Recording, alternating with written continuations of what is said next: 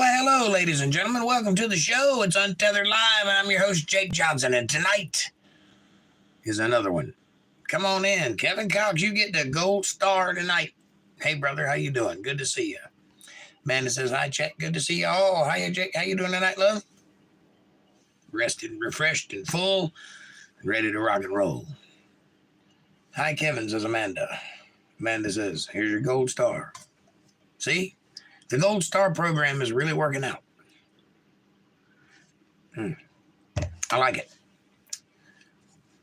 I'll give you a little something anyway. The video game bros. Hi, Jake. Remember, I was the big bear. I remember you.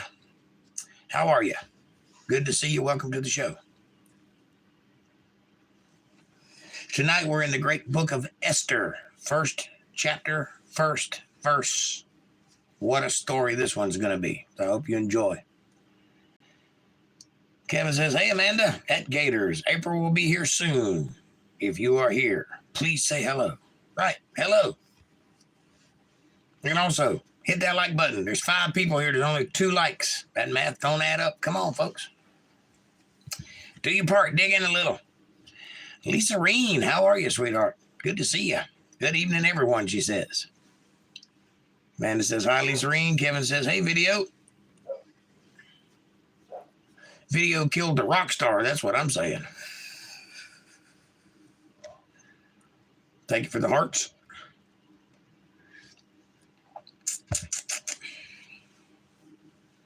What a lovely day it's been today. It's a nice Monday. Soon for April. Could be 1 to 4 hours. True. The video game bro says, all righty, everyone, let's get our Bibles out. That's right. Get them Bibles out. It's coming. So we're going to go a few minutes. Just make sure everybody gets rolling in, and then we'll get started. I'm glad to see your verve, though, your excellence, your excitement. That's good. It's a good thing to have.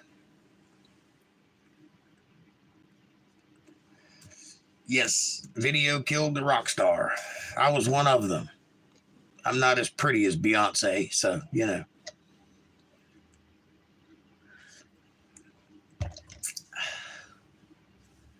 My hair has decided it's just not going to cooperate anymore. I apologize.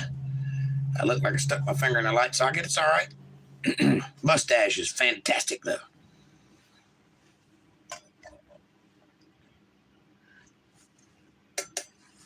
Tonight's episode is brought to you by this hot cup of coffee and the letter Q and the number 4.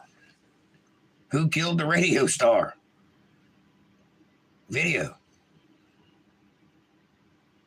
Radio star, rock star, same difference. I don't remember the song. I'm old. Leave me alone. Get off my lawn.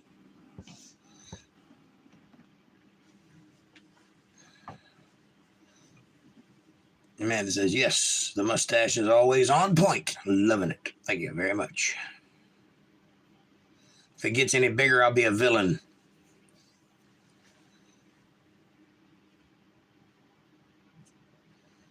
I'll have to start twirling it. Margie Allen, welcome to the show. You probably wear the same size shoe. You know what they say about a man and the size of his shoe, don't you? He's got a big mustache.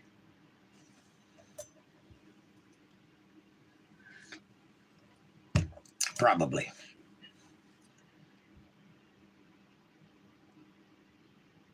How are you doing tonight? I hope everyone's well.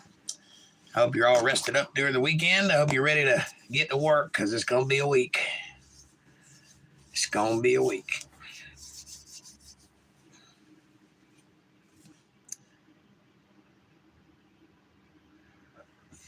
I got a little plan for Wednesday night, a little article I want to read.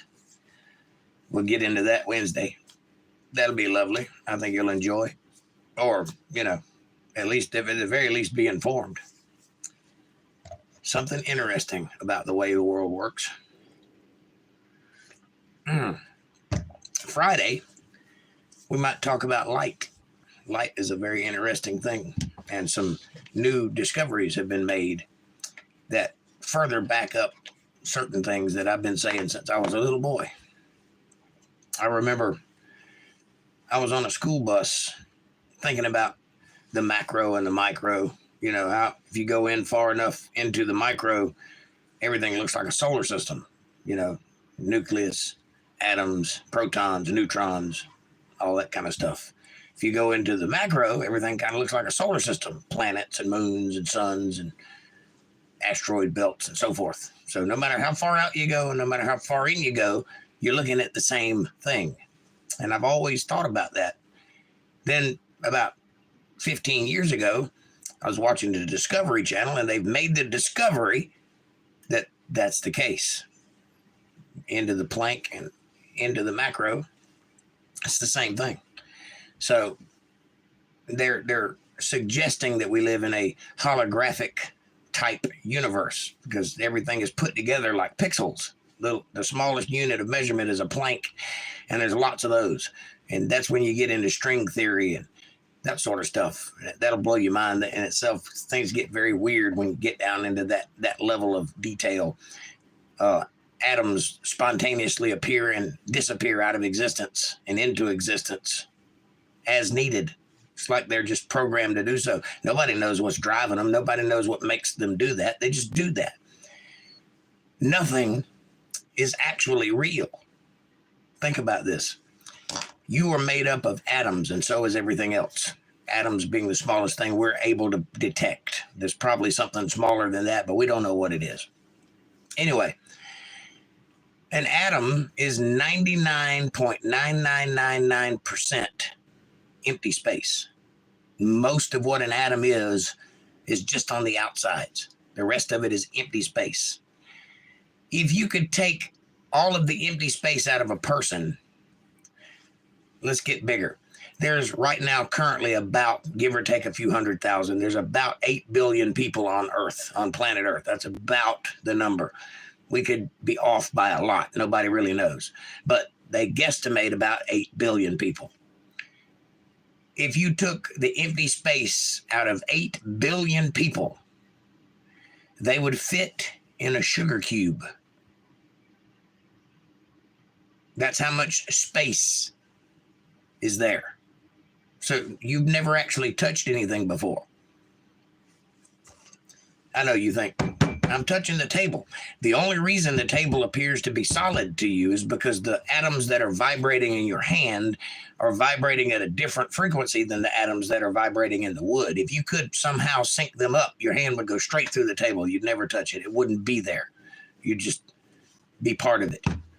That's all material is. All anything substantive is. All matter is just light slowed down to a certain frequency. Everything is made of light. And if you slow light down to a certain frequency, it becomes solid, or it becomes a certain type of solid. And everything that we know of in the universe is made up from it. Now think about what the first thing God said was, let there be light. And there was, and it was good. That's what we're talking about on a visceral level. We're going to talk about that Friday. I'll get into some detail about it. I'm just giving you the high points right now. Just get your interest, get your tongue wet a little bit. Just think about what I'm saying to you. You live in a universe that you've never actually experienced because it's not actually there. Mostly. I mean, some of it's there, but it's mostly nothing. It's mostly just constructed for your pleasure. How about that? Did I blow your mind? Blew my mind when I thought about it. All right. It is 8:41, and it's hot in here. Cut my heater down a little bit. Okay. If you got your Bibles, crack them open to the great book of Esther, chapter 1, verse 1. That's where we're going to start tonight. It's where we left off last night. And we're going to tell a story. Are you ready? Buckle your seatbelts and grab your tissues. It's going to be a good one. Here we go. Now it came to pass in the days of Ahasuerus, this Ahasuerus, which reigned from India even to Ethiopia, over 127 provinces, that in those days when the king Ahasuerus sat on the throne of his kingdom, which was in Shushan the palace. Shushan is in India.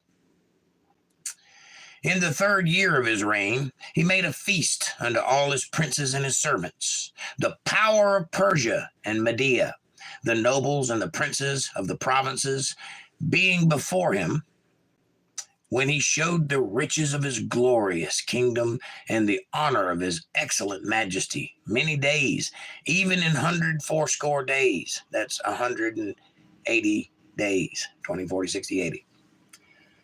All right. What does that mean? Well, this Ahasuerus is the king from India to Ethiopia, and he is putting on a show. He's letting everybody know what kind of king he is. He's being a good host among his people, and they're enjoying it for 180 days.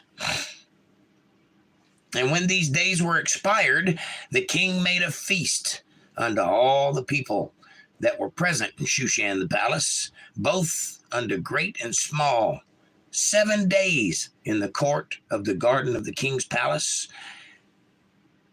where were white, green, and blue hangings fastened with cords of linen, and purple to silver rings, and pillars of marble. This place was beautiful. I mean, it was immaculate. Marble, everything.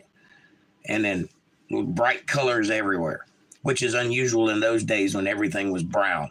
So if you saw that, it was fantastic. And the beds were of gold and silver, upon a pavement of red and blue and white and black marble. The whole floor was checkerboarded, red, blue, black, and white marble. You ever seen red marble before? Or black marble?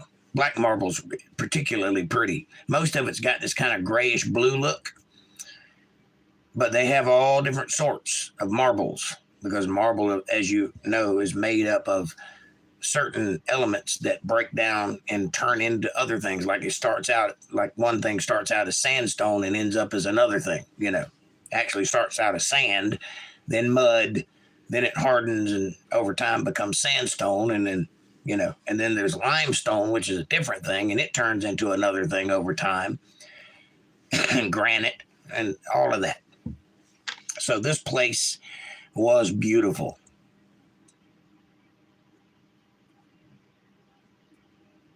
Amanda says, hi, Margie. Kevin says, hey, Margie, let's Jesus rock, says Kevin. Working on it. We ain't quite got to Jesus yet, but we're getting to him quickly. Margie says, hi there, Kevin and April. How's my favorite couple? Oh. And they gave them drink in the vessels of gold, the vessels being diverse one from another. They did not, 2 cups look the same. They were completely handmade, each one unique, made of gold. So this is very opulent stuff here. And royal wine in abundance according to the state of the king. And the drinking was according to the law. None did compel, for so the king had appointed to all the officers of his house, that they should do according to every man's pleasure. What does that mean? There was no peer pressure. They didn't say, oh, come on, drink, you sissy. You can do it. The king's drinking. You can drink too. If you didn't want to drink, you didn't have to. According to your pleasure. They had guards posted to make sure that you were having a good time. That's a pretty cool king. Also, Vashti, the queen, made a feast for the women in the royal house, which belonged to King Ahasuerus. Vashti. You know who that is? Read some Indian texts and you'll find out who that is. It's in the Bible. Kind of interesting, huh? Neat, says Caucasian. What's up, buddy? Kevin says, we're good, Margie. How's Buddy? How's Buddy? How's Buddy? Who's Buddy? Are you married? My cigarette keeps going out.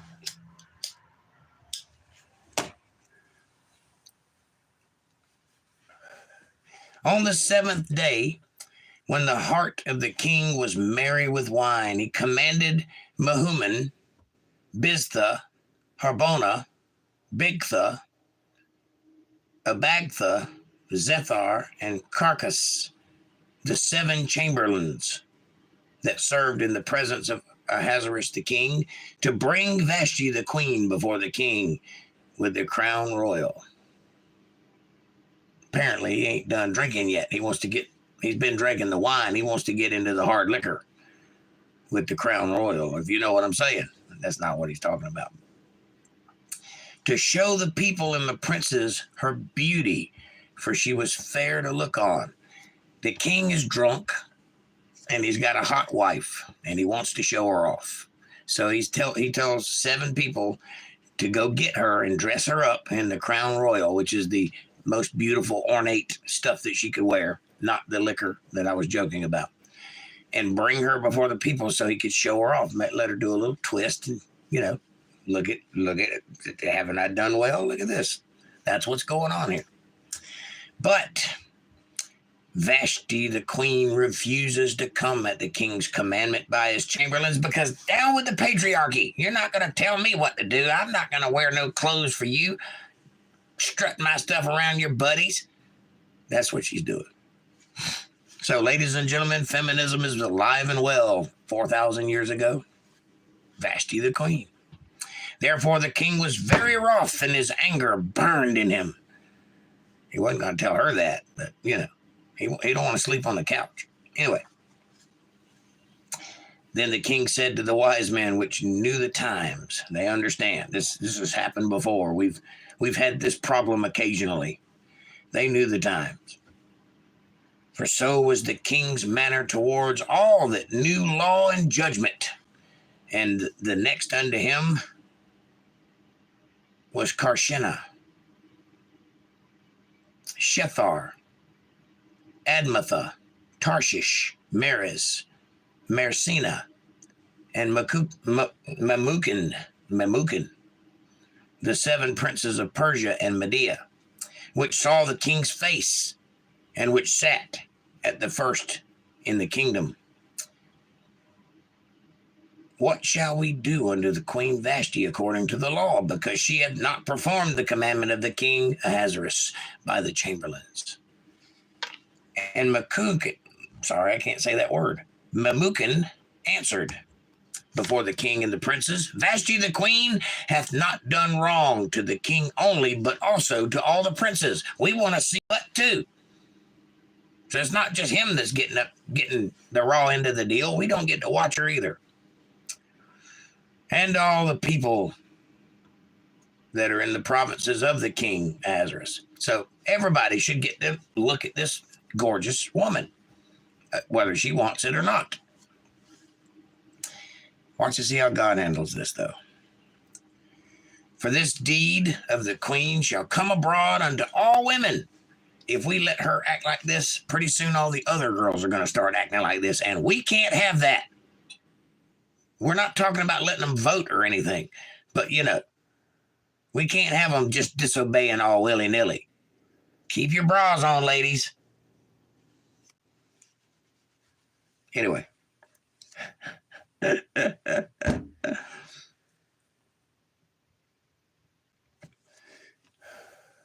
For this deed of the queen shall come abroad unto all women, so that they shall despise their husbands in their eyes, when it shall be reported. The king Ahasuerus commanded Vashti the queen to be brought in before him, but she came not. Still, good gracious. Likewise shall the ladies of Persia and Media say this day unto all the king's princes, which have heard of the deed of the queen. Thus shall there arise too much contempt and wrath. They'll be marching in the streets with pink hats on and stuff. You can't let this happen, king. You got to get a hold of your woman. That's what's being done here. It's amazing, isn't it? How things just keep happening the same way over and over again. Anyway, if it please the king, let there go a royal commandment from him, and let it be written among the laws of the Persians and the Medes, that it not be altered, that Vashti come no more before King Ahasuerus, and let the king give her royal estate unto another that is better than she. Well, it turns out she's pretty hot. So, you're going to have to be looking for a while to find somebody hotter than her.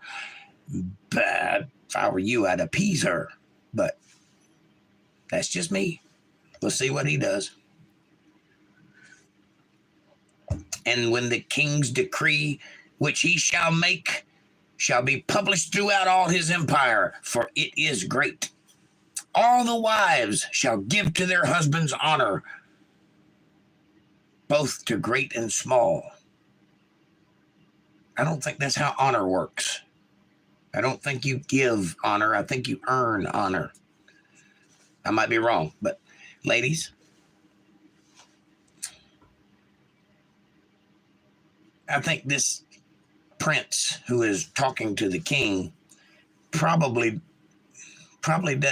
doesn't do too well with the ladies, I'm guessing. And he's probably a little upset that one is showing a little autonomy, a little bit of agency of her own, which, by the way, happens a lot in the Bible. This is not a sexist book, despite what young people of the 2000 era might suggest. This is a very open-minded book towards all people. You just have to see it and read it for yourself. You see how they're acting. Watch what happens. And the saying pleased the king and the princes. And the king did according to the word of Memucan, for he sent letters into all the king's provinces, into every province, according to the writing thereof, and to every people after their language, that every man should bear rule in his own house, and that it should be published according to the language of every people. If you have a wife, you keep her in the kitchen barefoot and pregnant, and don't let her run her mouth. And if you call her, she better come. It's in the law. I made it. It's law, says Ahasuerus. After these things, when the wrath of King Ahasuerus was appeased, he remembered Vashti and what she had done and what was decreed against her. Then said the king's servants that ministered unto him, let there be fair young virgins sought for the king, and let the king appoint officers in all the provinces of his kingdoms, that they may gather together all the fair young virgins unto Shushan the palace, to the house of the women, unto the custody of Hedge, the king's chamberlain, keeper of the women. And let their things be for purification, or let their things for purification be given them. Let them have cleaning supplies and lady stuff. And let the maidens which pleaseth the king be queen instead of Vashti. This guy, this was the birth of capitalism. You see what just happened there, don't you? Oh, king, we understand that you are without wife right now.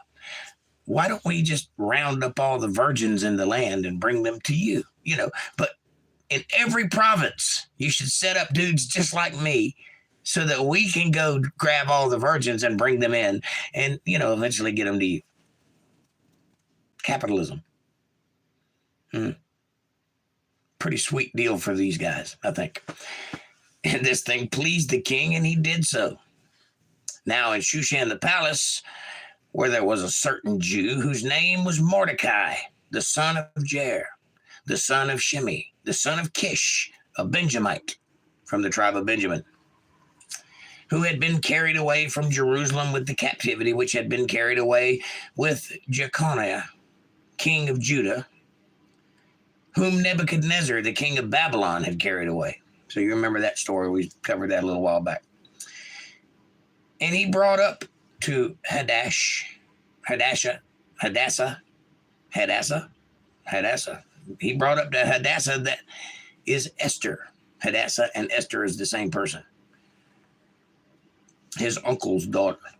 He brought her up, for she had neither father nor mother. And the maid was fair and beautiful, whom Mordecai, when her father and her mother were dead, took for his own daughter. Mordecai's a nice guy. And he suggested Esther, Hadassah, to one of these men who's looking for fair young virgins. Hey, I got a nice one here. Why don't you take her before the king and see what happens? So it came to pass, when the king's commandment and his decree was heard, and when many maidens were gathered together unto Shushan the palace to the custody of Haggai, that Esther was brought also unto the king's house to the custody of Haggai, keeper of the women. And the maiden pleased him, and she obtained kindness of him, and he speedily gave her her things for purification, with such things as belonged to her, and 7 maidens, which were meet to be given her out of the king's house. What does that mean? That means that he liked her so much that he gave her enough stuff that 7 women could have used it. And he gave her helpers to help her stay clean, because he thinks she's chef's kiss. That's better than he's treating any other woman there. Keep in mind, I want to clarify something. I'm joking a lot here, but I want to clarify something.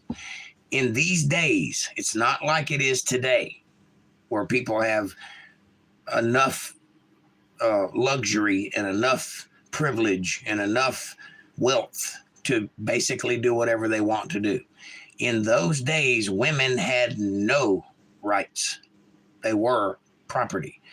And the only thing that would ensure them a future, they did not have an education. They did not work very often, unless they were married, and then they did. I'm talking about a job. I mean, they worked at home. They worked for their dad's farm or whatever. But every young girl hoped to marry a rich guy, whether they knew him or not, whether they liked him or not. They wanted that life. So this is a blessing for all of these virgins. They're getting a chance to hang out with the king of the land. That means the rest of their life will be opulent, and they will be rich beyond their wildest dreams, and they can take care of their family forever. That's what the main outcome would be desired to be. Otherwise, you hope for a man that owns land or has property or has businesses or something where he can take care of you and your family, because marriage very much in those days was a business deal. It is to improve families and to improve generational wealth. So this is not bad for these women. I know it sounds bad by today's standards, because we do things a lot differently in this world than they did in that world. But it is not a bad destiny for these women to end up as one of the king's women, if not all of them. But in this case, he's going to get a little comeuppance, because this Esther, she's a babe, all right. She's also very smart and blessed by God. So we'll see what happens.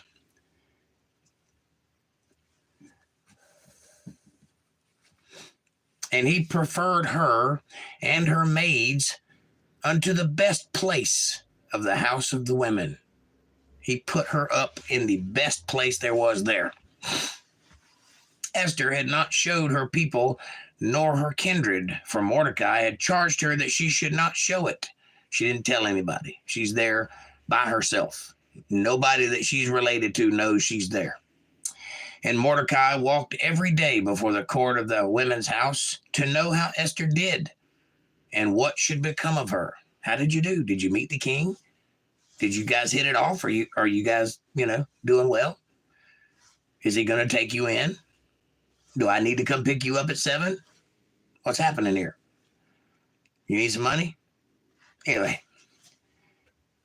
Now, when every maid's turn was come to go in to the king Ahasuerus, after that she had been 12 months, according to the manner of the women, for so were the days of their purification accomplished, to wit, 6 months with oil of myrrh, and 6 months with sweet odors, and with other things for the purification of women. The lady stuff. What does this mean? It means they took hygiene very seriously in those days. He wasn't even going to see them until they had been doused in perfume and oil for 6 months. He wanted them good and ripe and ready. Well done. It's time to go. Jean Philip Marie Abbey, welcome. Delmy Vasquez, welcome. Come on in. And thanks for subscribing, Kitro. All right. 6 months, really, of bathing and perfuming and oiling and laying in the sun and exercising and getting all tight in the nether regions and purifying yourself. That must be heaven for a woman. I don't know. I would love to just lay around and be pampered all day. It's not going to happen for me, though. These women it did happen for. Anyway, then thus came every maiden unto the king. Whatsoever she desired was given her, to go with her out of the house of the women unto the king's house, to give her whatever she wants and bring her to me. Pretty impressive. She's doing well. This is kind of like an audition, by the way, so that you know. They're auditioning to be the girl of the king. So nothing has happened yet. He hasn't had his way with them or anything like that. In the evening she went, and on the morrow she returned into the second house of the women, to the custody of Shashgaz, the king's chamberlain, which kept the concubines. She came in unto the king no more, except the king delighted in her, and that she were called by name. He didn't say, hey, bring me that woman over there. He said, hey, Esther, would you come here, please? He liked her. Does this mean that they did anything? Well, she left the virgin's house and she went back into the concubine's house. So I would assume that was probably a little hanky-panky, considering that she spent 6 months getting lathered up and ready for the ordeal. Anyway, now when the turn of Esther, the daughter of Abihail, the uncle of Mordecai, who had taken her for his daughter, was come to go in unto the king, she required nothing but what Haggai, the king's chamberlain, the keeper of the women, appointed. And Esther obtained favor in the sight of all of them that looked upon her. She was that pretty. She was very beautiful and young and perky and all the, alabaster skin, probably got red hair. She was everything desirable and everybody liked her. She had a good personality. She required nothing, which meant she was not uppity. She didn't want a lot of stuff. She just had what she had on her, and that was it. She's a very humble young lady. So Esther was taken unto King Ahasuerus into his house royal in the 10th month, which is the month Tebeth. Get your Greek calendar out or your Hebrew calendar out and look at that, and you'll find out what Tebeth is. In the 7th year of his reign. And that'll tell you when it is. True vibes, yes I can. We're reading the Bible. Book of Esther, chapter 2, verse 17. And the king loved Esther above all the women, and she obtained grace and favor in his sight more than all the virgins, so that he set the royal crown upon her head and made her queen instead of Vashti. It's pretty sweet deal there, Esther.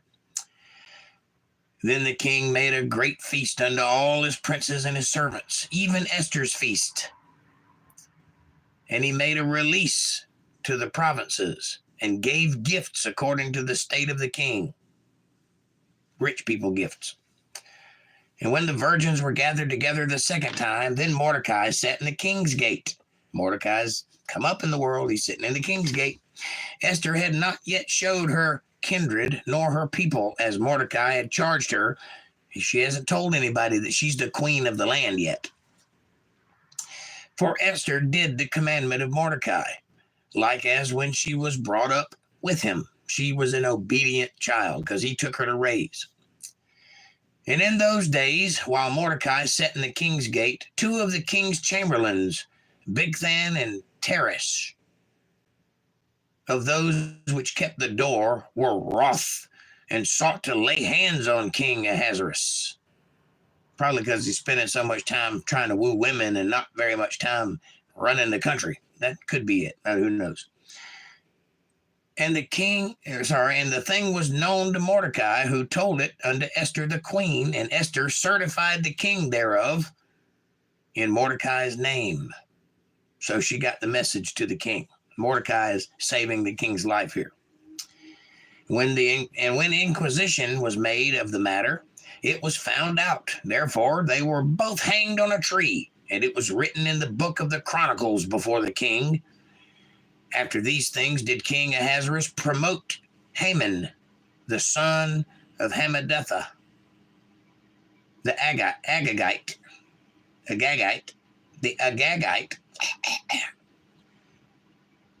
and advanced him,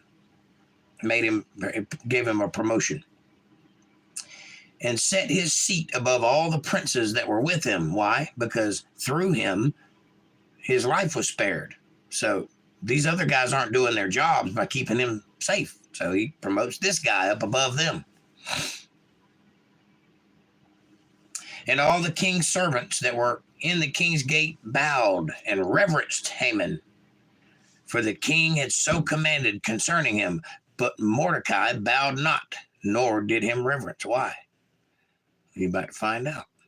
Then the king's servants which were in the king's gate said unto Mordecai, Why transgressest thou the king's commandment? Now it came to pass, when they spake daily unto him, and he hearkened not unto them, that they told Haman, to see whether Mordecai's matter would stand. For he had told them that he was a Jew. What does this mean? Okay. Now we're getting into the meat of things. Mordecai is from the tribe of Judah. They are the king line. He doesn't bow to anybody but God. That's what Jews believe. There is no man above us. We're all equal. Which is why he didn't bow himself before this Haman guy, even though the king said to. That's not how we roll, says Mordecai. We don't do that. We don't bow to men. We don't bow to any god. We bow to God, and that's it. We'll follow your rules. You're the king, but he's the God, and he's the guy we bow to. And when Haman saw that Mordecai bowed not, nor did him reverence, then was Haman full of wrath. I'll get you, Mordecai. You will bow to me. And he thought scorn to lay hands on Mordecai alone, for they had showed him the people of Mordecai. Wherefore Haman sought to destroy all the Jews that were throughout the whole kingdom of Ahasuerus, even the people of Mordecai. I wonder how the queen's going to like that. I wonder if Haman realizes that Mordecai is the queen's stepdaddy, uncle. Weird enough. Anyway, in the first month, that is the month Nisan. Nisan is the month of April, so you know. In the 12th year of King Ahasuerus, they cast pur, that is the lot, before Haman from day to day. This is a game that they play that's kind of like gambling. I don't know exactly how it works, but it basically it's like drawing straws. Whoever gets the shortest straw goes, that sort of thing. That's the lot. They cast the lot before Haman from day to day and from month to month to the 12th month, that is the month Adar. And Haman said unto King Ahasuerus, There is a certain people scattered abroad and dispersed among the people in all the provinces of thy kingdom, and their laws are diverse from all people. Neither keep they the king's laws. Therefore, it is not for the king's profit to suffer them. Hey, buddy, you got people out here that don't even listen to you. You should probably get rid of them. If it please the king, let it be written that they may be destroyed, and I will pay 10,000 talents of silver to the hands of those that have the charge of the business to bring it in to the king's treasuries. And the king took his ring from his hand and gave it unto Haman, the son of Hammedatha, the Agagite, the Jews' enemy. Hammedatha, the Jews' enemy. He's an Agagite. Just so you know.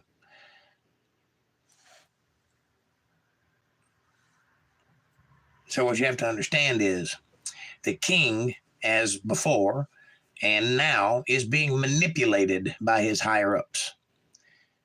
This king is not the smartest crayon in the box. You know what I'm saying? And it seems to me that he's very easily swayed by just a little persuasion. This is not going to fare well for him. Yeah, and I really, really, really think Esther ain't going to like it very much when she finds out what he's up to. He just promised a guy that he could kill all the Jews and make money doing it. This is not a good fella. So let's see what happens. And the king said unto Haman, the silver is given to thee, the people also, to do with them as it seemeth good to thee. Go handle my business. I don't need to even think about it. Dana, what's up, sweetheart? Welcome to the show.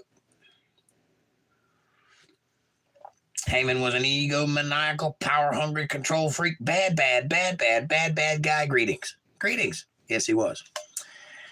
Then were the king's scribes called on the 13th day of the first month, and there was written according to all that Haman had commanded unto the king's lieutenants, and to the governors that were over every province, and to the rulers of every people of every province according to the writing thereof, and to every people after their language, in the name of King Ahasuerus was it written, and sealed with the king's ring, the one that he gave Haman.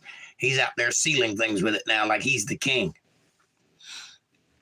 And the letters were sent by posts into all the king's provinces to destroy, to kill, and to cause to perish all Jews, both young and old, little children and women in one day, even upon the 13th day of the 12th month, which is the month Adar, and to take the spoil of them for as a prey.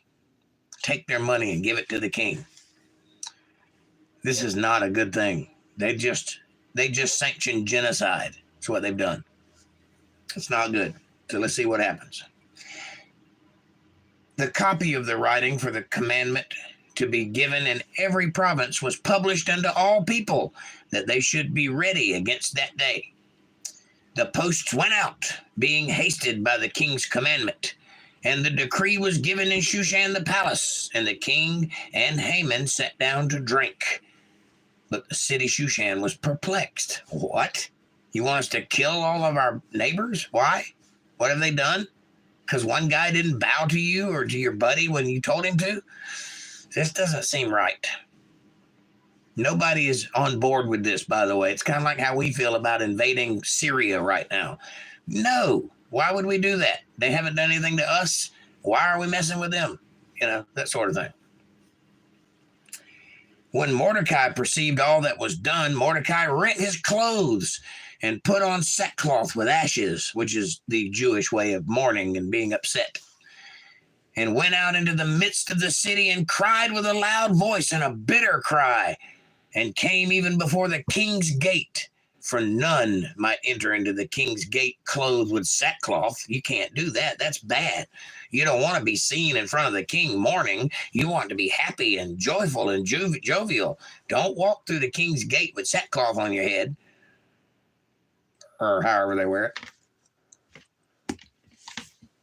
And in every province, whithersoever the king's commandment and his decree came, there was a great mourning among the Jews, and fasting and weeping and wailing, and many lay in sackcloth and ashes. This is not good. They're like, this is not the response we expected. So Esther's maids and her chamberlains came and told it to her. This is first she's hearing about it.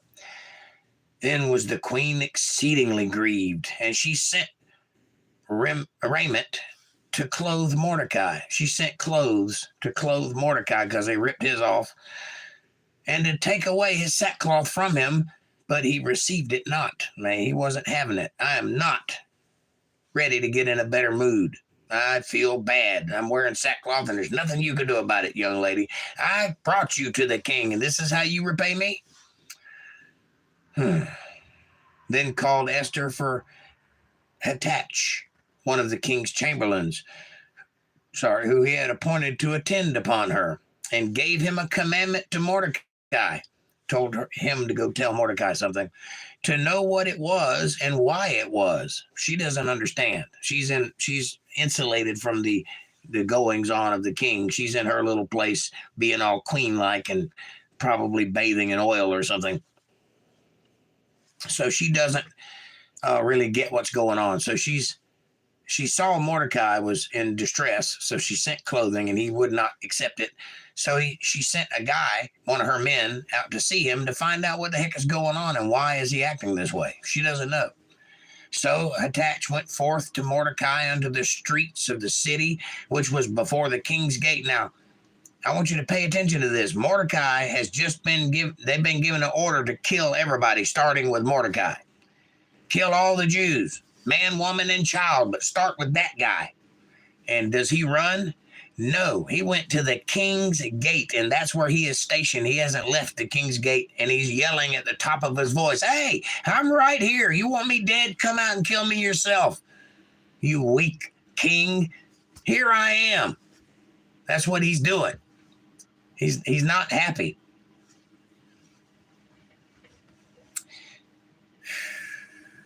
And Mordecai told him of all that had happened unto him, and the sum of the money that Haman had promised to pay the king's treasuries for the Jews to destroy them. Also, he gave him a copy of the writing of the decree that was given at Shushan to destroy them, to show it unto Esther, and to declare it unto her, and to charge her that she should go in unto the king and make supplication unto him and make a request before him for her people. And Hathach came and told Esther the words of Mordecai. And again Esther spake unto Hathach and gave him commandment unto Mordecai. So she sent him back to Mordecai. All the king's servants and the people of the king's province do know that whosoever, whether man or woman, shall come unto the king in the inner court, who is not called, there is one law of his to put him to death, except such to whom the king shall hold out the golden scepter that he may live. Says one of these things. If anybody comes before the king, if he puts the thumbs down, they die. If he puts the thumbs up, they live. It's kind of that kind of thing. And she says, but I have not been called to come in unto the king these 30 days. I've been here for a month, and he hasn't called for me. So I can't just walk in there.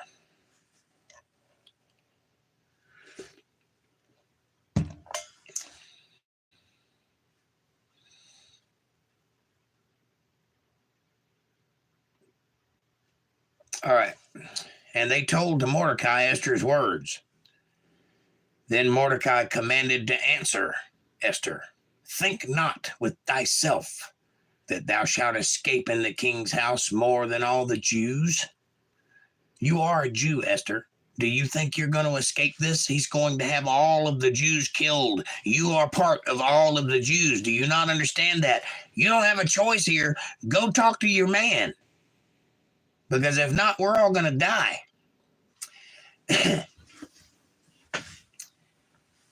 For if thou altogether holdest thy peace at this time, then shall there enlargement and deliverance arise to the Jews from another place.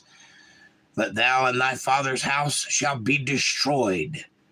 And who knoweth whether thou art come to the kingdom for such a time as this? Who knows if this isn't the very reason you were brought here? He's giving credit to God here, kind of. He's saying things happen for a reason. If you keep your peace now, you might not, die immediately, but your father's house along with you will eventually be destroyed. But if you don't use your position that you've been given so graciously to do something good here, you may be missing the opportunity you were given, is what he's saying to her. Who knoweth whether thou art come to the kingdom for such a time as this? And then Esther bade them return Mordecai this answer. Go, gather together all the Jews that are present in Shushan, and fast ye for me. Pray for me. Go start fasting. Get all the Jews together and hold a big fasting. And hopefully I will survive this. Ask God for help. Fast ye for me, and neither eat nor drink 3 days, night or day. I also and my maidens will fast likewise. And so will I go in unto the king which is not according to the law, and if I perish, I perish. This is an awful big risk for Esther. So Mordecai went his way and did according to all that Esther had commanded him. Now it came to pass on the third day, they've been not eating or drinking for 3 days, that Esther put on her royal apparel and stood in the inner court of the king's house over against the king's house. And the king sat upon his royal throne in the royal house over against the gate of the house. And it was so, when the king saw Esther the queen standing in the court, that she obtained favor in his sight. And the king held out to Esther the golden scepter that was in his hand. So Esther drew near and touched the top of the scepter in respect. And then said the king unto her, What wilt thou, Queen Esther? What do you need, my dear? And what is thy request? It shall be given thee to the half of the kingdom. I'll give you half the kingdom if that's what you want. What can I do for you, my beautiful lady? I'll give you half the kingdom. Just ask. What is it that you want? Well, that's a pretty good start for Esther. And Esther answered, If it seem good unto the king, let the king and Haman come this day unto the banquet that I have prepared for him. What's this? You've cooked me food, and you want my buddy to come with me? You're going to service me and my buddy? Well, yeah, we'll be there. Isn't that sweet? She's cooking food. I have a chef, you know. I'm the king. My sweet lady has made me a meal. Does this sound like it's going to turn out in his favor? Let's find out. And then the king said, Cause Haman to make haste, that he may do as Esther hath said. So the king and Haman came to the banquet that Esther had prepared. So she's worked furiously for 3 days preparing food while not eating or drinking to have a banquet for the king and Haman alone, not a big hall, just them two and her. So she has both of them undivided attention and hungry. That's a good place to start negotiations, if you ask me. And the king said unto Esther at the banquet of wine, What is thy petition? What are you doing all this for? And it shall be granted thee. What is thy request? Even to the half of the kingdom it shall be performed. She's playing coy. She isn't telling him yet. She's going to butter him up some more. But then answered Esther and said, My petition and my request, if I have found favor in the sight of the king, and if it please the king to grant my petition and to perform my request, let the king and Haman come to the banquet that I shall prepare for them, and I will do it tomorrow as the king hath said. She didn't ask to save the Jews. She asked for him and Haman to come eat with her.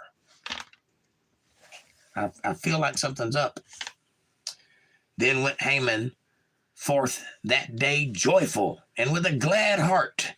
But when Haman saw Mordecai in the king's gate, that he stood not up nor moved for him, he was full of indignation against Mordecai. Nevertheless, Haman refrained himself, and when he came home, he sent and called for his friends and for Zeresh his wife. And Haman told them of the glory of his riches and the multitude of his children and all the things wherein the king had promoted him, and how he had advanced him above the princes and the servants of the king. Haman said, Moreover, yea, Esther the queen did let no man come in with the king unto the banquet that she had prepared, but me. She must want me. I can feel it. And tomorrow I am invited unto her also with the king. Now, you all know what unto you means in the Bible. I think Haman thinks he's going to get lucky with the hottest girl in the land. I think that's what's going on here. He's going to get lucky, all right. We'll see.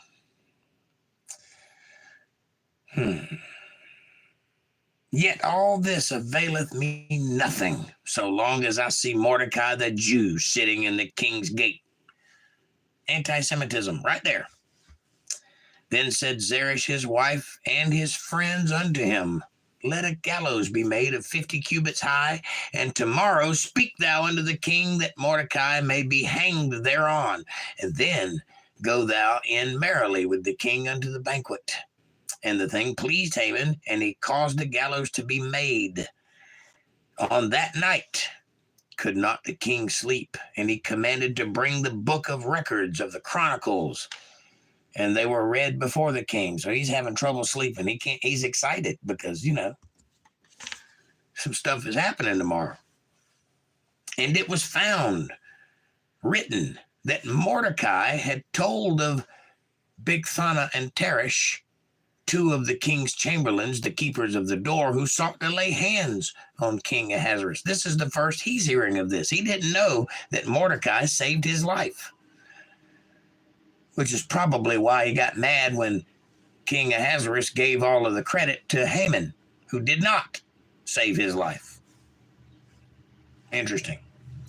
And the king said, What honor and dignity hath been done to Mordecai for this? What have we done to give him blessing for him saving my life? Oh, he's a Jew. You wrote a letter that ensured his death. Uh-oh. Then said the king's servants that ministered unto him, There is nothing done for him. And the king said, Who is in the court? Now Haman was come into the outward court in the king's house to speak unto the king, to hang Mordecai on the gallows that he had prepared for him. The gallows are made. He's coming to ask permission. The same time the king is realizing that he's made a mistake and has sentenced this guy to death, who saved his life. And the king's servant said unto him, Behold, Haman standeth in the court. And the king said, Let him come in. Haman came in. And the king said unto him, What shall be done unto the man whom the king delighteth to honor? Now Haman thought in his heart, To whom would the king delight to honor more than myself? Me? Oh, he's going to bless me. He's going to bless me. This is what Haman is thinking. The king has said, What should I do to a guy I want to really make happy? And Mordecai's like, Oh, he's asking me. He's going to do something nice for me. Let's find out what's happening. And Haman answered the king, For the man whom the king delighteth to honor, let the royal apparel be brought which the king useth to wear, and the horse that the king rideth upon, and the crown royal which set upon his head. And let this apparel and horse be delivered to the hand of the one the king most noble princes, that they may array the man withal, whom the king delighteth to honor, and bring him on horseback through the streets of the city, and proclaim before him, Thou shalt it be done to the man whom the king delighteth to honor. Let everybody know that they got to treat this guy special because he thinks he's talking about him.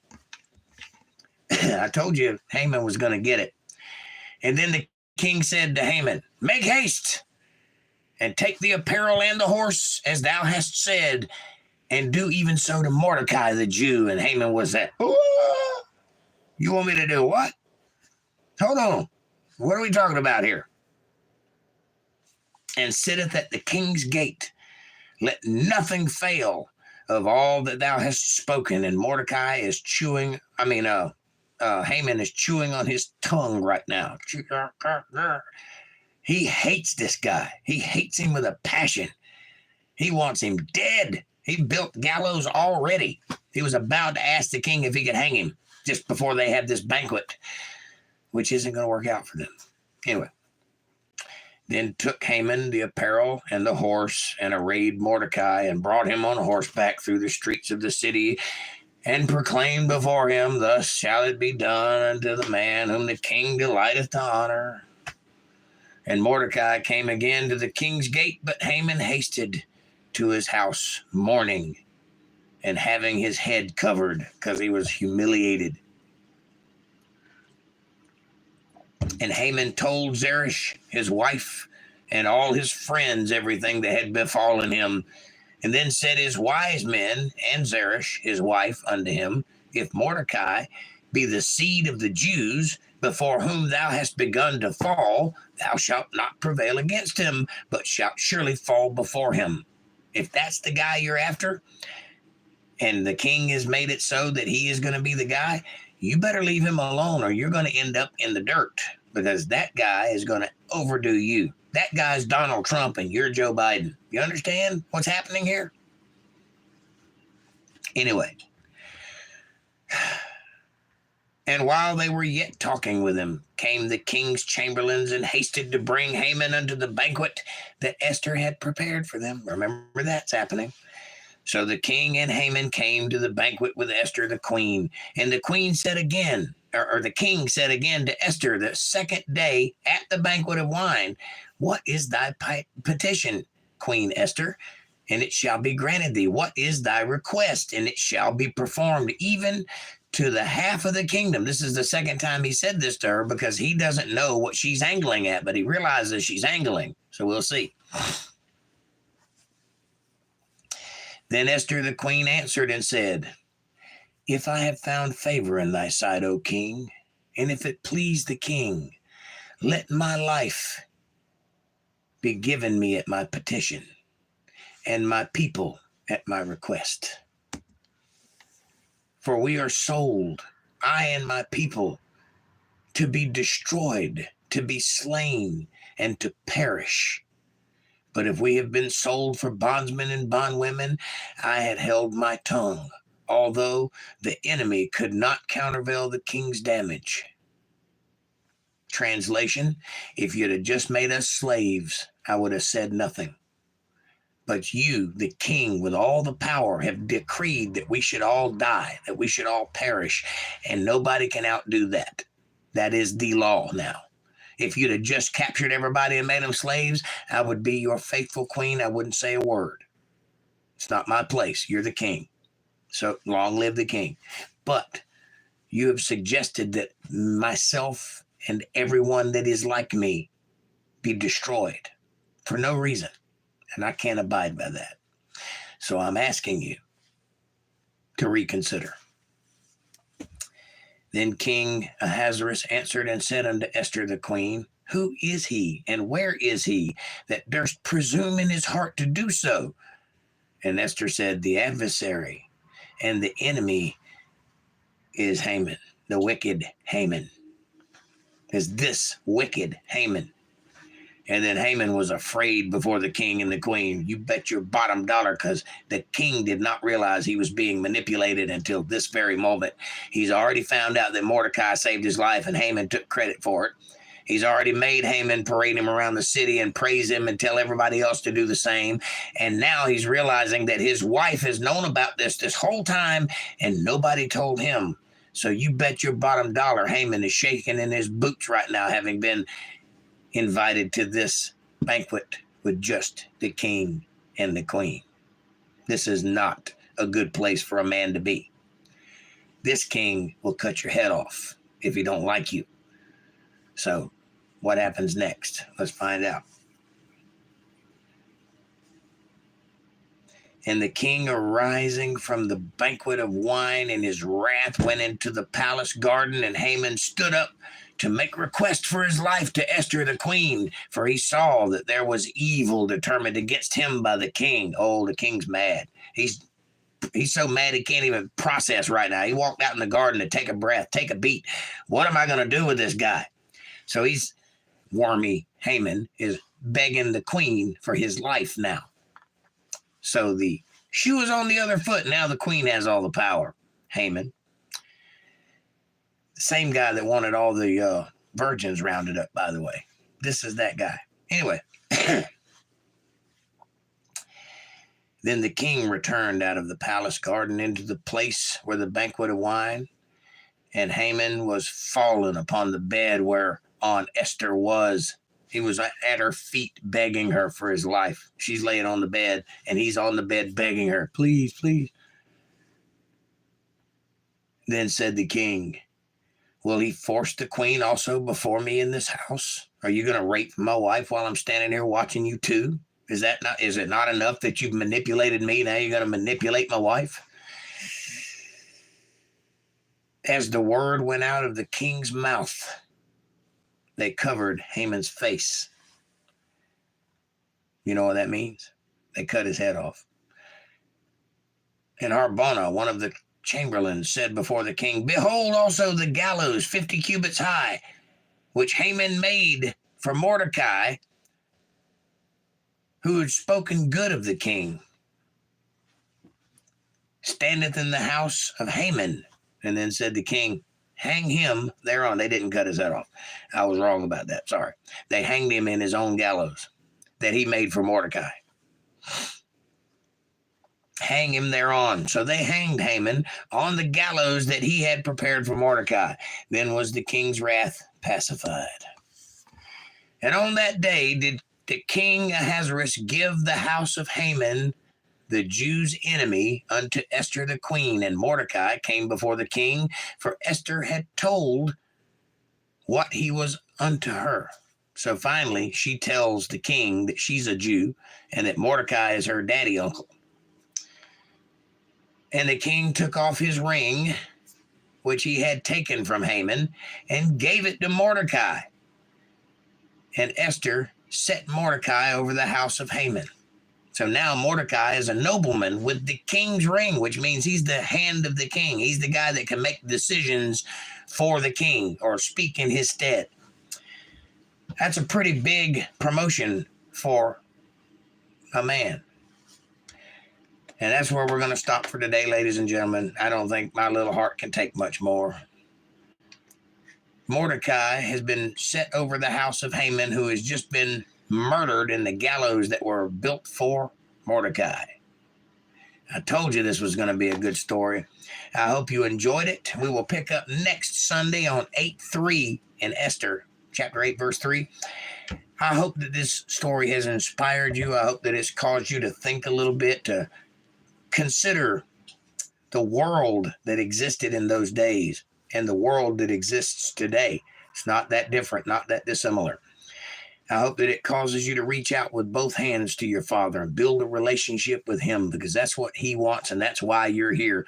So won't you do that? And while you do that, consider hitting that subscribe button and pressing the bell icon so you get notifications of when I'm going to be online and when my new videos drop. Smash that like button. It's right there in front of you. It's free, it's effortless, and it really does help the channel with the algorithms, helps us get recommended to more people, and that's what we're trying to do here. So do your part, help out, press the button, and let's get out there.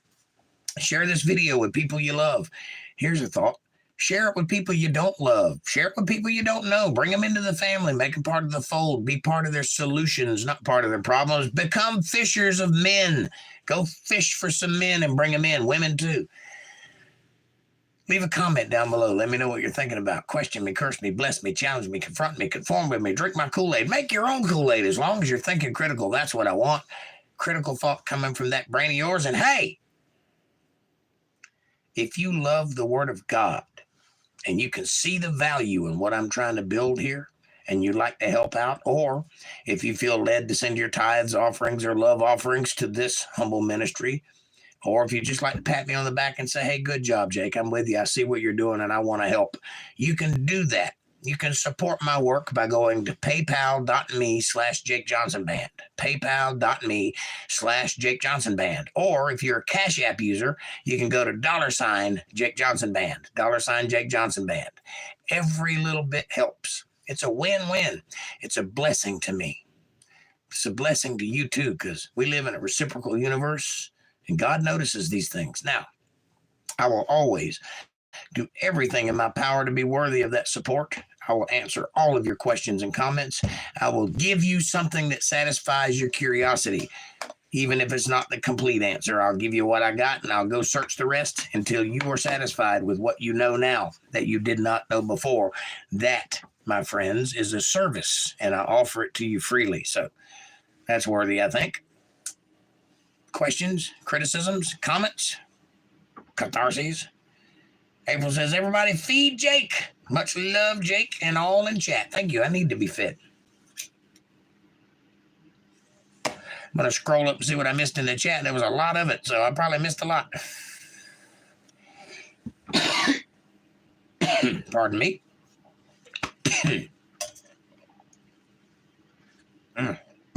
I found a bone in that cigarette. Wow. There is a lot of chatting going on.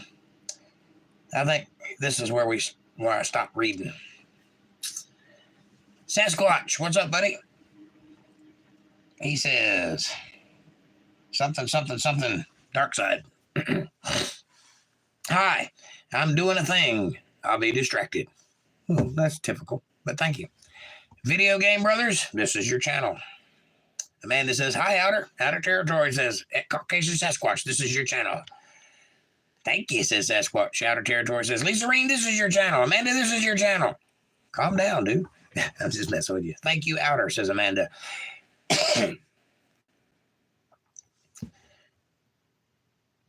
Kareem, is that? Hi, young Kareem. Pardon me. I don't know what's got into me. Little buddy loves barking at the rabbits and smart aleck queens. Yes. Kareem, welcome to the show. How are you? I'm fine. How are you? I hope you're doing well. I hope you enjoyed what you heard tonight. I hope you come back for more. Outer Territory says, Caucasian Sasquatch, hey, stand true. Are you a pirate now? Amanda says, hi, Kareem, welcome. Kareem says, hi, Amanda. Kirito, thank you for subscribing. Amanda says, thanks for the sub, Kirito. Delmy Vesquez says, is that a poop emoji? Come on now. How do you know my poop is red? Amanda says, hi, Delmy, welcome. Jean-Philippe Marie Adi says, hello. I'm just going to call you Jean. Hi, Jean, welcome. Jean says, thank you. True Vibes, hey, I just joined. Excellent, True Vibes, welcome. Amanda says, hi, True Vibes, welcome. True Vibes says, can you fill me in on what's happening? Yes, we're reading the Bible, and we've finished, and now I'm reading the chat, and then we'll get into Q&A, so stick around. Amanda says, Bible reading. We are in the book of Esther, chapter 2, verse 16. Oh, okay, says True Vibes. And Jean says, God can raise any person the way he wants. Yes, he can.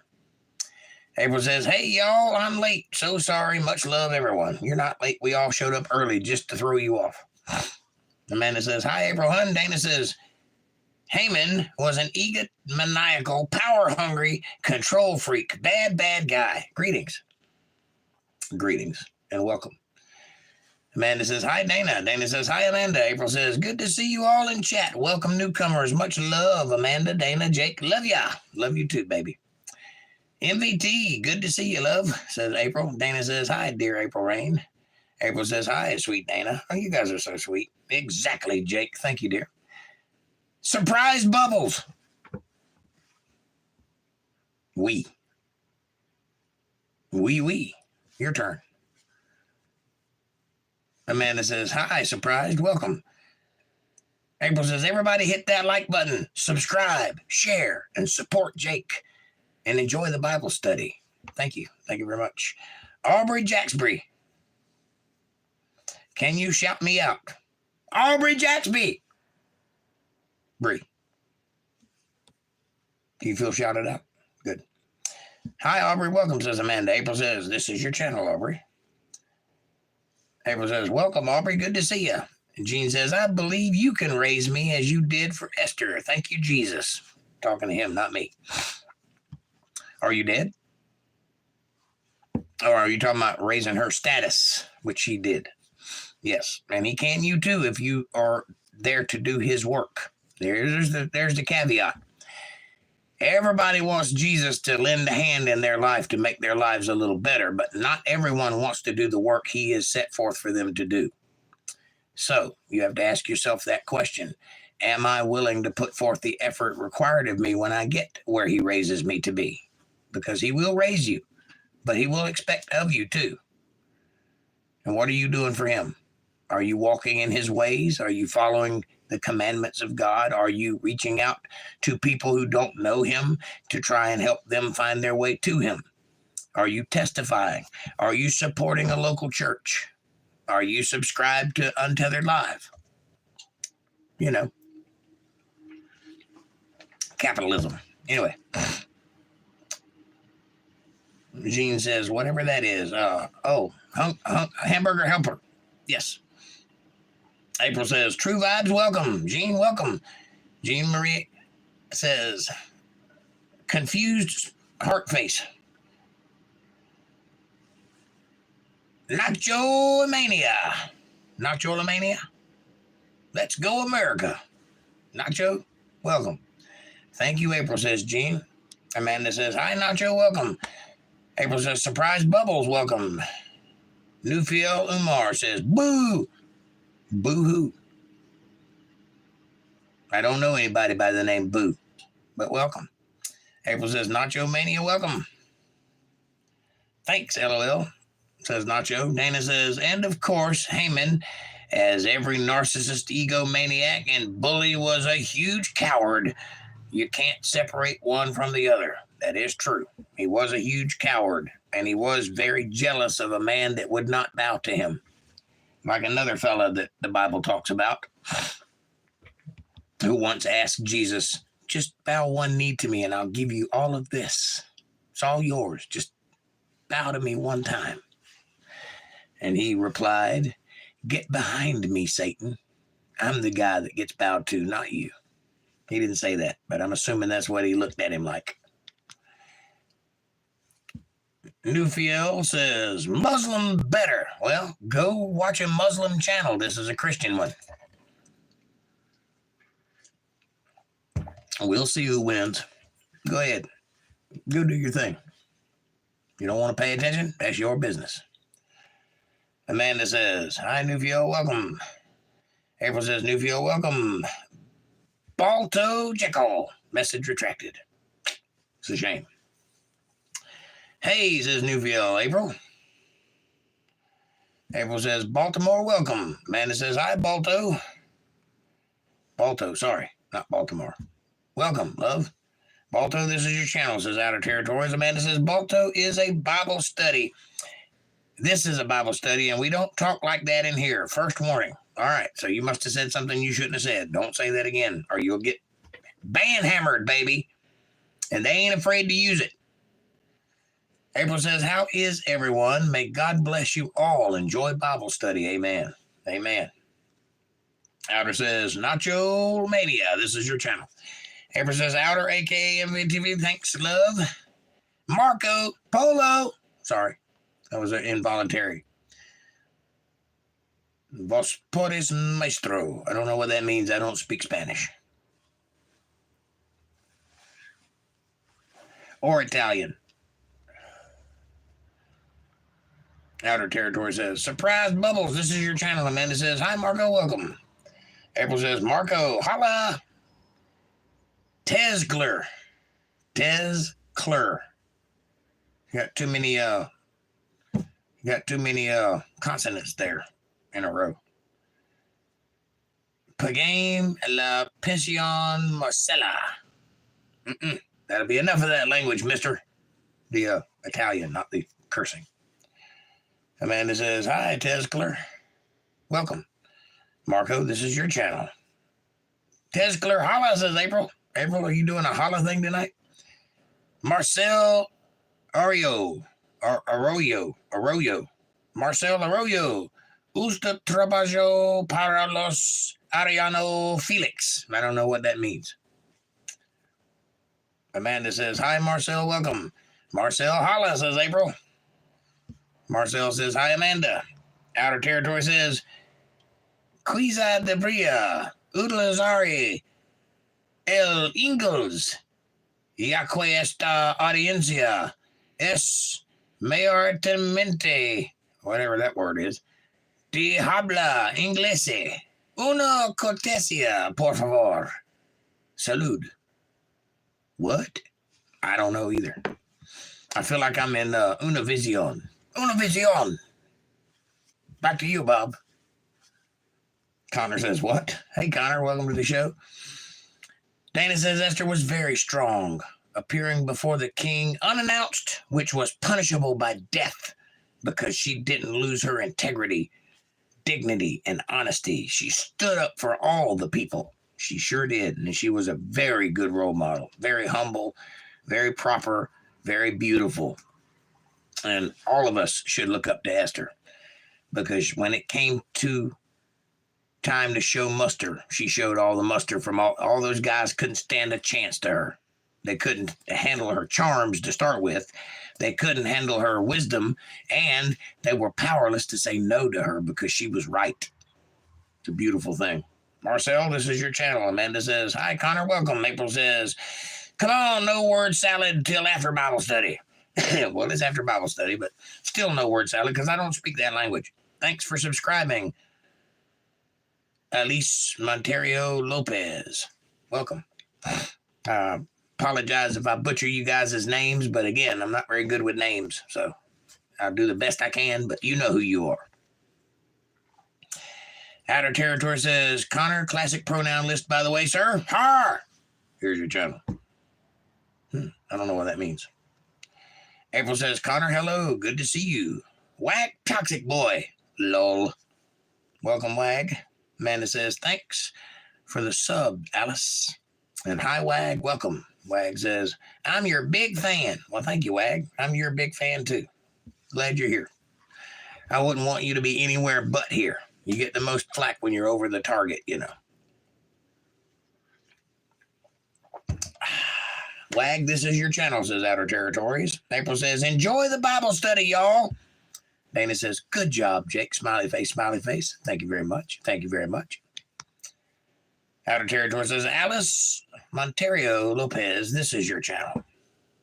April says, hit the like button. Everybody, please, much appreciated. So, yes, please hit the like button. Marcel says, someone here speaks German? I don't know. Not me. Dana says, thanks for the reminder, April Rain. Outer Territory says, I'm getting out the digital spiders, ready to zip back to those IPs that have yet to hit that like. Yo, let me reread that. I'm getting out the digital spiders, ready to zip back to those IPs that have yet to hit that like. Yo, cheers. Hit that like, everybody, or you'll get digital spiders. I think that's what he's saying. April says, no, not the spiders. Ah. Dana says, Esther was bona fide diplomat. Yes, she was. She was very diplomatic in that moment anyway. April says, hey, Marcel, I don't know about anyone else here. Love. Huh? Hey, I don't know Marcel. Is that what you're saying? Hey, I don't, Marcel. I don't know about anyone else here. Love. A bona fides. Yes. Does anybody here know what bona fide means other than her? Do you know what your bona fides are? I am bona fide. Sometimes my girlfriend is. Bona fide means that you have credentials. Try the golden God incident. There is no golden God.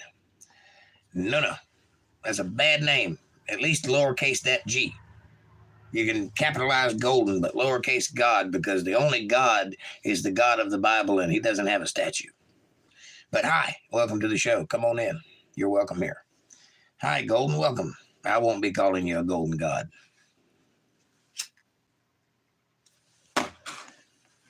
April says, golden welcome. Amen, Jake. I'll go back and rewatch. I missed a lot. Forgive me. You are forgiven, sweetheart. And I know you always do, so I'm not worried about that at all. Great read and great job, Jake, says Amanda. Thank you, dear. I appreciate you. Your bona fides are hanging out. Outer Territory says, the golden incidents. Here's your channel. April says, yes, everybody, feed Jake. Much love, Jake. And all in chat. Feed Jake. I've been a good dog. I work real hard and something that rhymes with dog. Feed Jake. Itzo, welcome. I always carry my G43X on my hip in case somebody tries to rob me. I don't know what a G43X is, but it sounds dangerous. I carry mine right here. Good for you. You see that behind me, don't you? Dragon Warrior 222.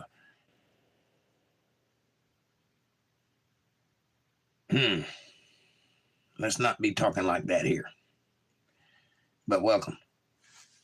This is a nice place full of nice ladies and nice people. So be nice. Okay? Thank you. And I don't know how to mess up a Texas person. You mean Texas person? I don't know. Is that a joke? I don't understand. Outer Territory says, April, no worries. April, I'll share my notes. Hi, it's Zoe. Welcome, says Amanda. Margie says, good night, all. Margie, thank you for being here. We love you. Have a good night. Amanda says, hi, Dragon. Welcome. Night, Margie. April says, Aunt Deb, much love. April says, everyone, much love. Raja Taraker. Brother, Palestine or Israel? Israel, obviously. Palestine's not a real place. It's an idea. What are you asking me? I don't understand. One's a real place, the other one is not a real place. What do you want from me? We're not going to play that woke game here, by the way. So if any of you newcomers are wokey, there's the door. I don't play that nonsense. I go by what the Bible says, and that's it. If it don't say it in the Bible, I don't believe it. That's not true. Concerning God, if it doesn't say it in the Bible, I don't believe it. But welcome, Raja. Taraker says, Amanda. Suddenly I want hamburger helper. I don't know why. April says, Roger, good to see you. Welcome. Roger says, April. More hamburger helper. April says, holla is hello. Is it? Sus. Hi. Hi, sus. Sus. Amanda says, hi, sus. Welcome.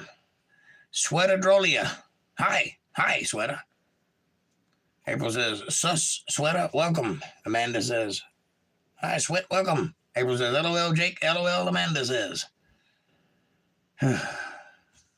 Dana says, Marcel, I speak German. There you go. There's your German speaker. April says, yes, amen. Nice, Dana. Outer Territory says, for the record, I don't post channel links that do not have any content unless requested. And on receipt of $10 cash or a package of Hostess snowballs. Get them there, Outer Territories. Go ahead and apply your capitalism any way you see fit. E. Craig, Trump 2024. Welcome, E. Craig. Outer Territory says, E. Craig, this is your channel. Dana says, you don't have to read this, Jake.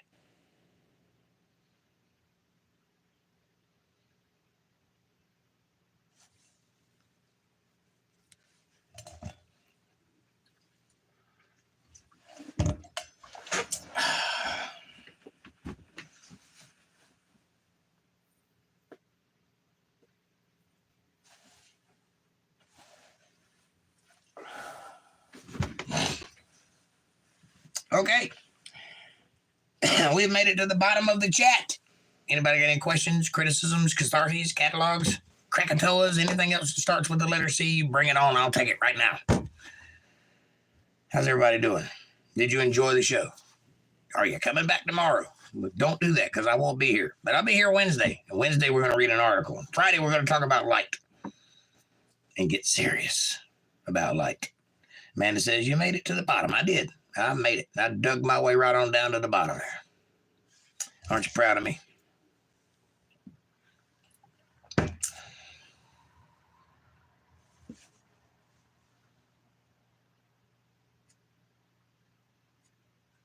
Yep, I'm not even going to attempt that. So I have no idea what those words mean. But they sound very mustachy, if you know what I'm saying.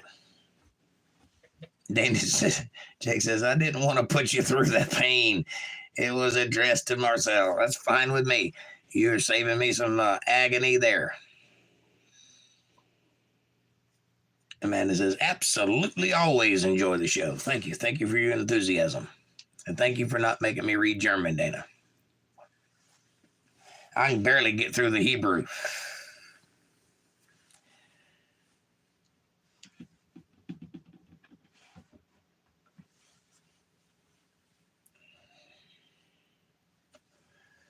April says, y'all, I got to drive. I'll see you on Friday. Everyone, God bless all sweet dreams. April, I love you, sweetheart. Thank you for being here.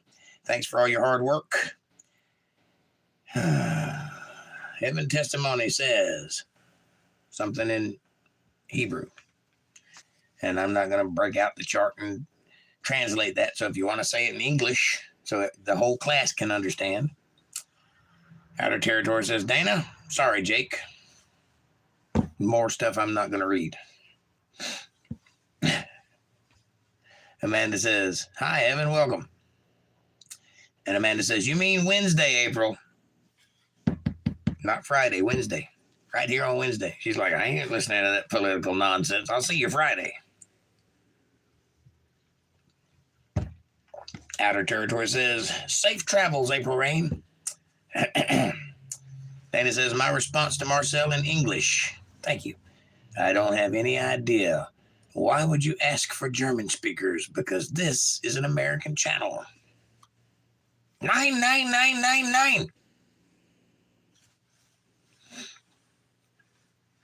10. How about that? Amanda says, night, April, drive safe. Kevin says, April is gambling. Win 'em big, April. Whatever's Kevin, LOL, says April. Kevin says, I'm about to go night-night. Have a good one, brother. Thank you for being here, my brother. I appreciate you.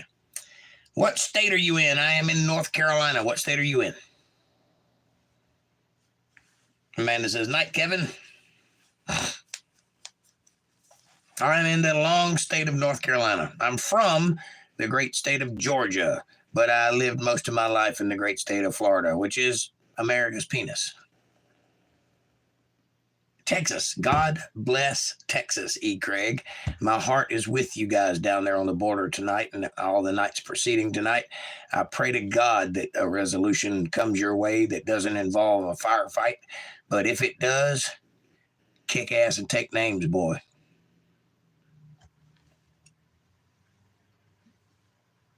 Outer Territory says, my response to Dana in Google Translate. I think this was a little kid trying to be clever. Bet he didn't expect you, Dana, paraphrased from Recall. Amen. I got a good group here, and they don't let nothing slide. April says, I'm in Florida, yay. Who sent lots of help to Texas, by the way. Dana says, Outer Territory, smiley face, thumbs up, and whatever that is. Parachutes walking, is that what that is? E. Craig says, America's dick is Florida. I said that. It's also America's mullet. If you don't believe me, put a pair of sunglasses on it. You'll see. But they got to be like aviators.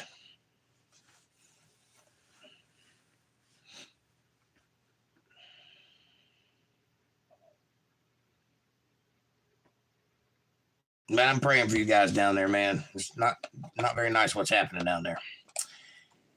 It is a handshake, says Dana. E. Craig says, we like Florida. Florida's a good place. I lived there for about 15 years. Grew up there, actually. And then I had to go other places. I went to college in Georgia and Florida. Then I came to North Carolina and became a rock star for a little while. And then now I'm doing this. So come back if you ever want to try again. We don't like California. I don't like California either. Heaven's Testimony Search says, somebody translate that so that everybody else can see it. Amanda says, Florida sent 800 National Guard to Texas. Amen. Rock on, Ron DeSantis. See, that's where you're supposed to be, buddy. Outer Territory says, Southeast Powder River Country, west border of Custer, Gallatin, Jake. Well, it looks like Galatian. I'm sorry. Gallatin National Forest, Montana. I have some close friends in Florida. Is Florida, Outer Territories. I have some good friends in Florida. Yes, a play on state name. Not confusing all the time.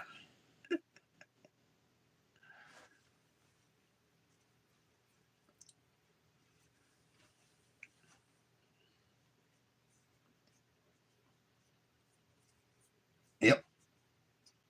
Florida's a nice place. Flat, but nice. And I am of the hill country, so I kind of like the rolling hills a little bit. Florida just needs to send 800 gators to Texas for the Rio Grande. But I repeat myself again, Powder River country. It really makes a difference and can be fighting words, whether you make a mistake or not.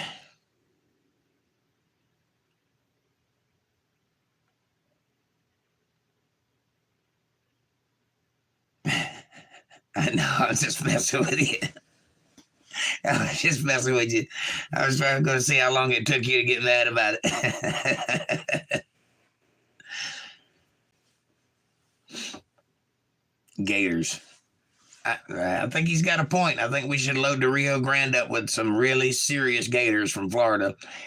And you kill two birds with one stone. You make Florida a safer place. You make the Rio Grande a little more dangerous.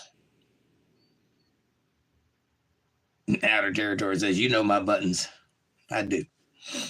Dana says, I am glad to hear that good people in America are defending their border from this foreign invasion. Amen. Come what may, I think Texas is doing the right thing. That's my opinion. I'll probably get kicked off of YouTube for saying it, but I'm going to say it anyway. Go Texas.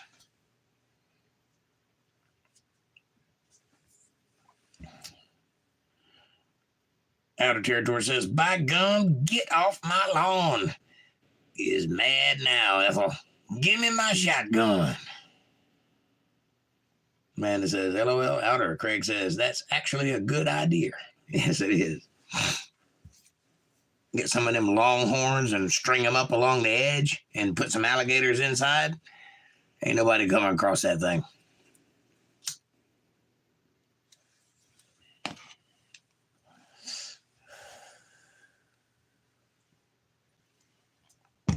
I got a couple of longhorns right down the road from here. I saw them yesterday. Beautiful animals. Not as big as the ones y'all got, but they're still pretty big. They're North Carolina longhorns.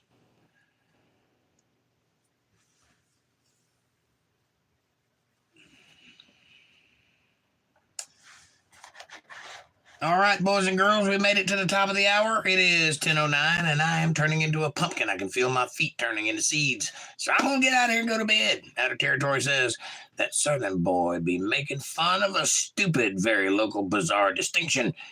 Do you know what we do to boys who make fun of stupid, very local, bizarre distinctions around here? Well, I got a yard full of dick and a bucket full of balls and enough hair on my ass to weave an Indian blanket. If you see a boy, you give him $1 and send him running home to his mama, because it ain't this one. But yes, I will try very hard to pronounce your proper place properly. E. Craig says, we eat a lot of beef and briskets. Yeah, I'd love to have some of that beef and briskets there, E. Craig. If you become a friend of the channel, you ought to send me a nice steak. Amanda says, and we got some very big gators here. And you got some crocodiles there, too, which aren't from there, but they're there nonetheless. And you could probably get rid of them and send them over to the Rio Grande. They will attack anybody that steps foot into there. April says, okay, love y'all all. See you Wednesday night. Love you, April. Have a good night, sweetheart.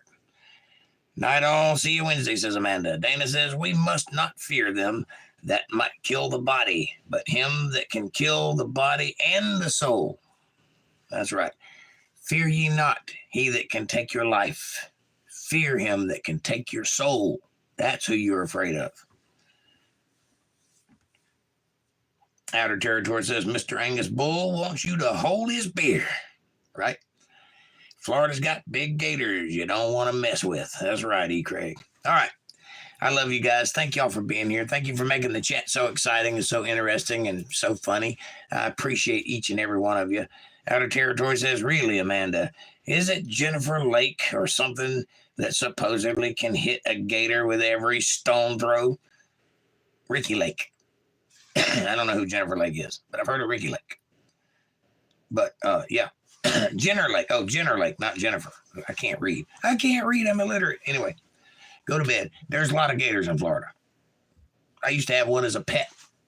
That'll tell you anything. No, wait. One more second, please. You got it. I'll wait. Let me type quick. Okay. Get it out. Amanda says, we have a couple of lakes like that here now. Yeah, there's a lot of gators. I used to swim in a place called Saddle Creek, and I'd swim. It was nothing to swim and see a gator right there. And he'd be looking at me, and I'd be looking at him. He'd be over there, and I'd be over here, and we didn't bother each other, and that's the way it was. They're not vicious. They can be, but they usually won't mess with you unless they get over 6 feet long, and then they like to eat things. E. Craig says, I kind of just got here. Let's keep this party going. Okay. Well, you're more than welcome to. Outer Territory says, will you please discuss the background distinctions of a capitalist economy on live stream audience retentions versus live stream bladder retentions? Yes, I will. A capitalist economy allows you to buy things that make you have to pee. And sometimes when you're on a live stream for 2.5 hours, you end up having to pee.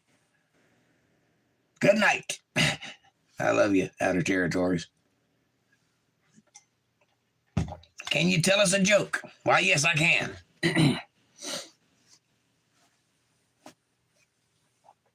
2 Jews walked into a bar. The other one ducked. You should have known you would have. Should have known you would have. Of course I will. I'm your man. I'll do whatever you want me to do. I'll even hang out for 5 more minutes just for E. Craig. Show us your tats. Wait, what? Well, I will, if you want to. Ha-ha, says Craig. You should come on Wednesday, E. Craig. I play the guitar and sing. It's pretty cool. Outer Territory says, echo of high school. Sorry, ladies.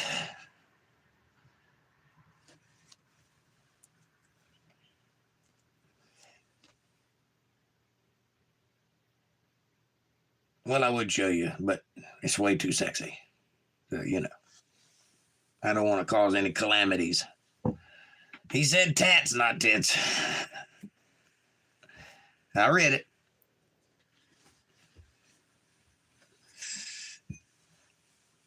Well, E. Craig, I'm glad you're here, buddy, and I appreciate you coming, and please do come back and see us.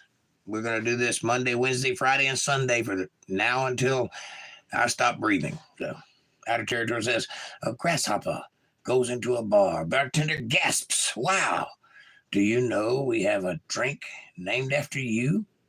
The grasshopper is shocked. You have a drink named Earl? I enjoyed to be here. Dana, I enjoyed to be here too. Thank you very much.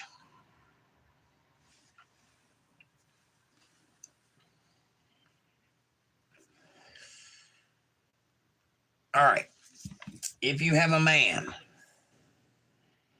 who has a 6-foot thick room built around him, doesn't matter what shape it is, doesn't matter where it is. It's 6 foot thick all the way around. There's nothing in the room but the man. There's no windows. There's no doors. There is a short 2x4 and a mirror on a pedestal in the center of the room. How does the man get out? Time for one more joke. That's it. How does he get out of the room? That people can track, says Outer Territories. Amanda says, thanks for sub, E. Craig, and thank you for the sub. And Hour says, thanks, Craig. I very deliberately used tats as intended. I am not a freak in chat, at least. Ha ha. I'm thinking it's dig a hole. How? It's a 6 foot solid thick steel room.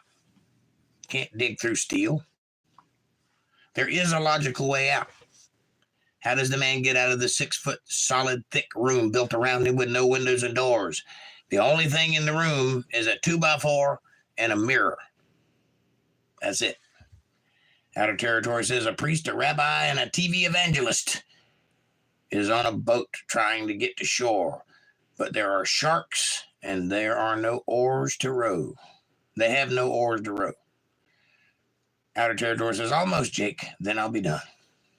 Do your thing, man. Oh, damn. Well, here's how he does it. I'll tell you.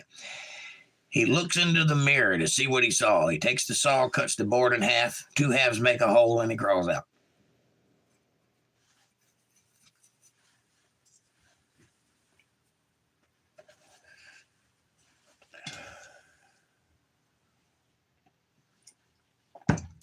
All right. Let me have it, Outer Territory. Nice. The priest says, God will protect me. Go in and get eaten. He goes in and gets eaten. The rabbi says, I forgot. But rabbi-like. But he, too, gets eaten. The TV evangelist tries next and makes it. What can a deaf gynecologist do? Read lips. A stunned dude on the shore asks him his secret, and the TV evangelist shrugs and says, professional courtesy. Ha ha! Because he's a shark too, right? Yep. A man visits a psychiatrist, and he diagnoses him with multiple personality disorder and charges him $200. The guy gives him $1 and tells the doctor to charge the rest to the other multiple lunatics. Smart man. Amanda says, read lips, Craig. Radiant Pal. Hello, Raiden Pal. Raiden Pal. Are you a bot? Or is that just a dot? Amanda says, hi, Raiden, welcome. Dana says, smiley face. Roses are red, violets are blue. I'm schizophrenic and so am I. E. Craig says, I like the $200 joke. Yeah, it's a nice one. You guys are hilarious. I'm not good at delivering jokes. That's why I'm not a comedian. That's why I play the guitar, folks, because I can't tell jokes.